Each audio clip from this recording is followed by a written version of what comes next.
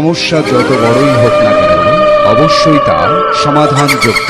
আপনার সমস্যাগুলো কি কি?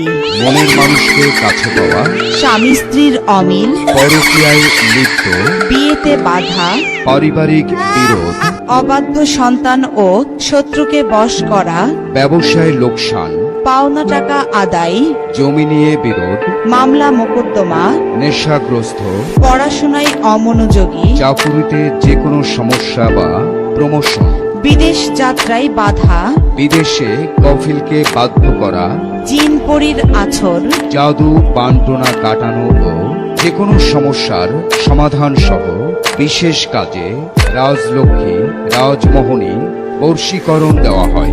1 থেকে 7 দিনে সমস্যার সমাধান। ভিপি ও পার্সেলে তদবির